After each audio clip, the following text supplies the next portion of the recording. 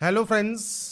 आज के इस वीडियो में हम बात करेंगे Uttar Pradesh education service selection commission में जो फ्रेंड्स फॉर्म आपका स्टार्ट हुआ है यूपी टेट 2026। इसके फॉर्म को अप्लाई करने के लिए अब आपको यहां पर करना होगा OTR means one time registration. और ये जो वन टाइम रजिस्ट्रेशन है ये करना यहाँ पर मैंडेटरी है, उसके बाद ही आप इस फॉर्म को जो है ऑनलाइन अप्लाई कर पाएंगे। अब कैसे स्टेप बाय स्टेप आप वन टाइम रजिस्ट्रेशन को कंप्लीट कर सकते हैं, इसमें आप अपने आधार कार्ड को आप कैसे यहाँ पर लिंक कर सकते हैं, इसके अलावा फ्रेंड्स यहाँ पर आप क्या क्या डिटेल्स को फिल करेंगे, कौन कौन से डॉक्यूमेंट्स आपको अपलोड करने हैं, इन सभी डिटेल्स के बारे में हम बात करने वाले हैं इस वीडियो में। तो यहाँ पर हम बेसिकली बात करेंगे OTR means one time registration के लिए। और जो ये फॉर्म है यूपी टेट का, इसका फॉर्म फिलअप का वीडियो मैंने पहले ही प्रोवाइड किया हुआ है। आपको जो डिटेल्स हैं वो आपको फ्रेंड्स इसकी ऑफिशियल वेबसाइट पर, साथ में आप jobrasa.com पर जाकर भी चेकआउट कर सकते हैं।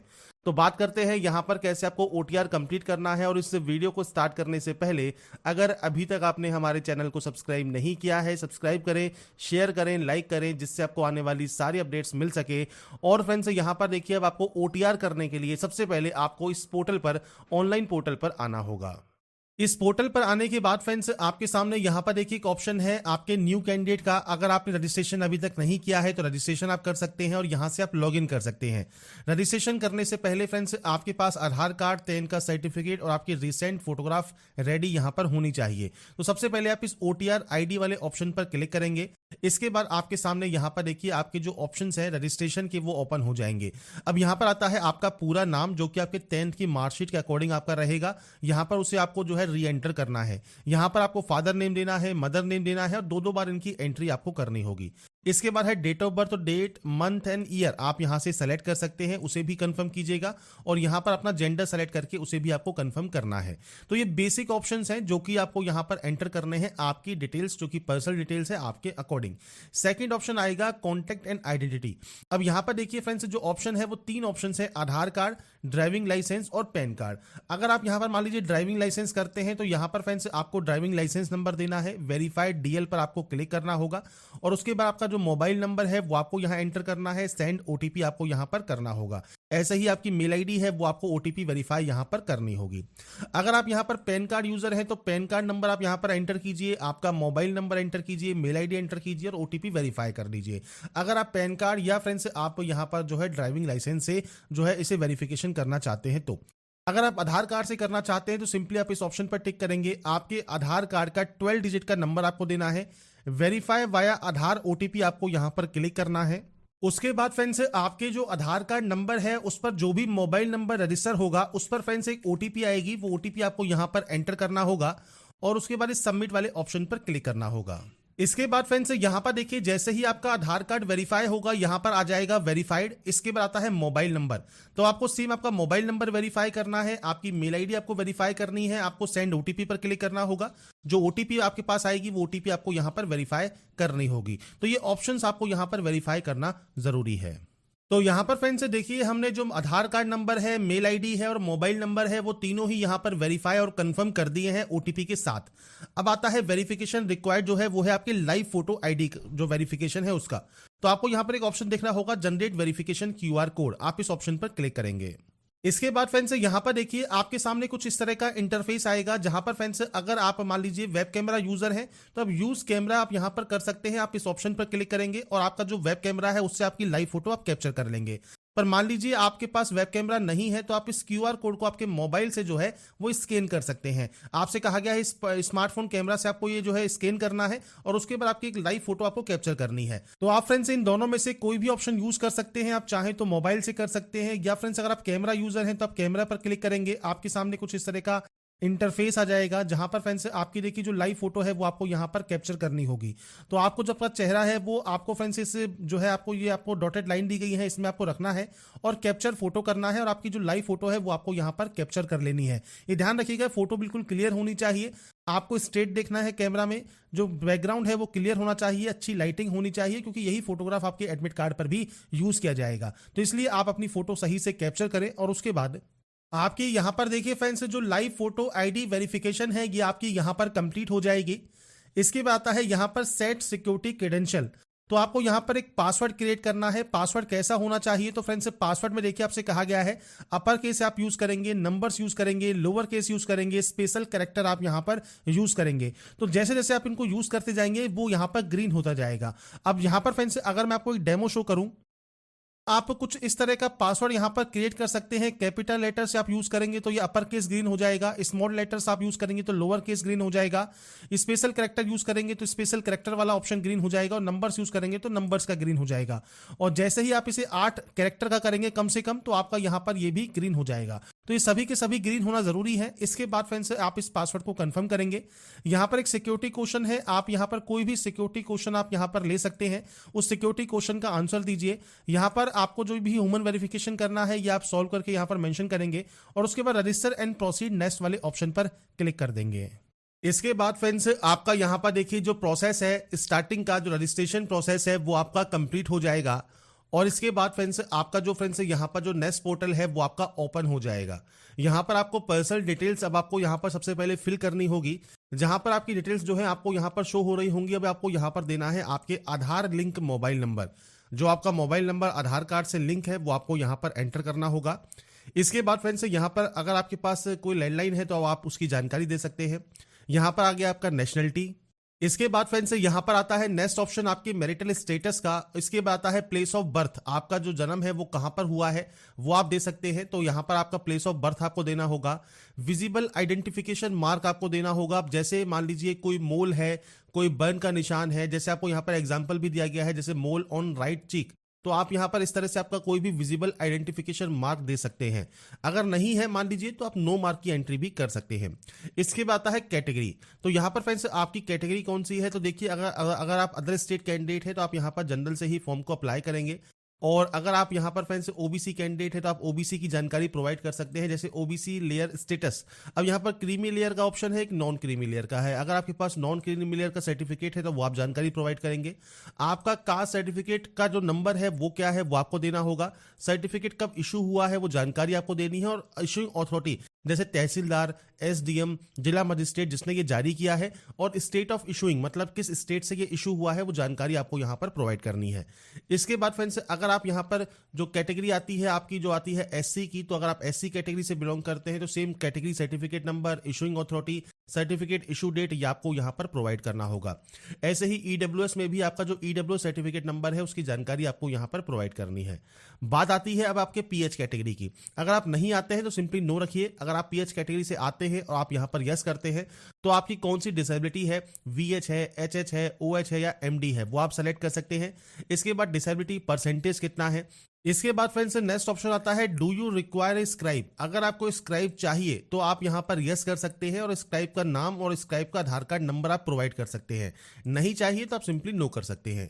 और इसके बाद आता है फ्रेंड्स जो पीडब्ल्यूडी वेरिफिकेशन है, जो कि आप पीएच कैटेगरी से बिलोंग करते हैं तो आपके पास या तो यूडीआईडी नंबर होगा तो यूडीआईडी नंबर आप यहां प्रोवाइड कर सकते हैं, या आपके पास पीएच सर्टिफिकेट होगा तो आप उसकी जानकारी प्रोवाइड करेंगे किसने इशू किया है, चीफ मेडिकल ऑफिसर है, डिस्ट्रिक्ट हॉस्पिटल से इशू हुआ है, किस स्टेट से इशू हुआ है, वो जानकारी आप यहां पर दे सकते हैं।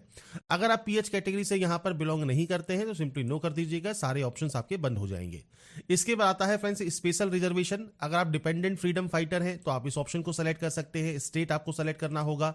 एक्स आर्मी सर्विसमैन है तो आप अपना जो डेजिग्नेशन है या रैंक है वो आप प्रोवाइड करेंगे। लेंथ ऑफ सर्विस क्या है, मंथ एंड ईयर आप यहां पर प्रोवाइड कर सकते हैं। डेट ऑफ एनरोलमेंट क्या है, डेट ऑफ ज्वाइनिंग क्या है वो आपको देना होगा। डेट ऑफ डिस्चार्ज क्या है वो आपको देना होगा। इसके बाद आपका फ्रेंड्स अगर आप इन कैटेगरी से बिलोंग नहीं करते हैं सिंपली नन कर दीजिए।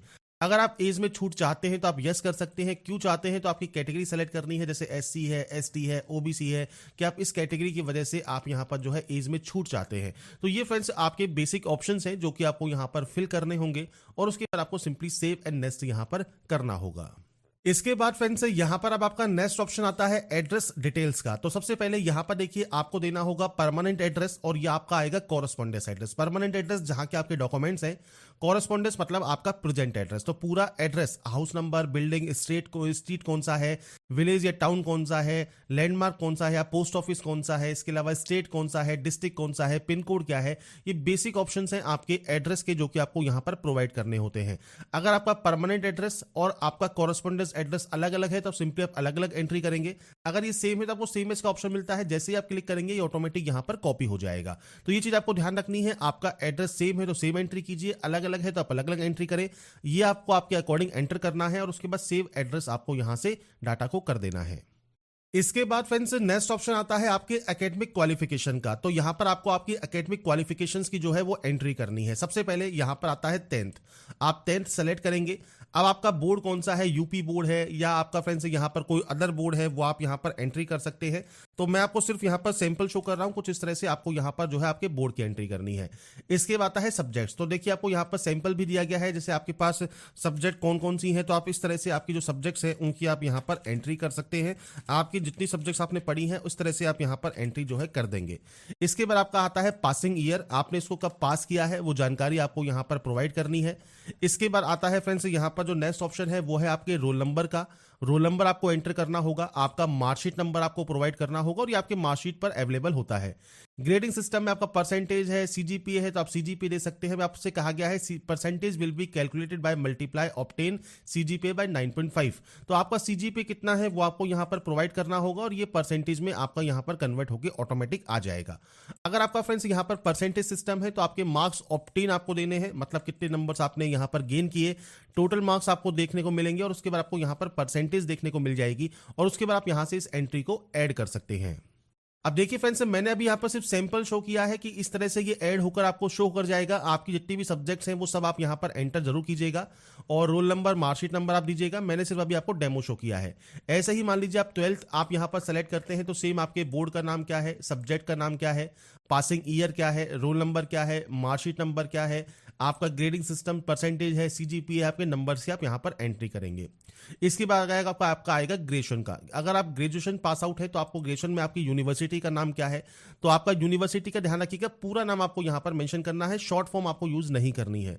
इसके बाद सेम आपने डिग्री में कौन कौन सी सब्जेक्ट्स पढ़ी हुई हैं वो जानकारी आप देंगे। पासिंग ईयर क्या है, रोल नंबर क्या है, मार्कशीट नंबर क्या है, आपका सेम परसेंटेज है, सीजीपीए है, ये आपको यहाँ पर जानकारी देना है और उसके बाद ऐड एंट्री आपको कर देना है। तो आपने 10th 12th डिग्री की जानकारी एंटर कर दी है। अगर आपके पास पीजी डिग्री है तो आप पीजी डिग्री की जानकारी प्रोवाइड कर सकते हैं। सेम आपको यहां पर पीजी डिग्री के ऑप्शन भी देखने को मिलते हैं।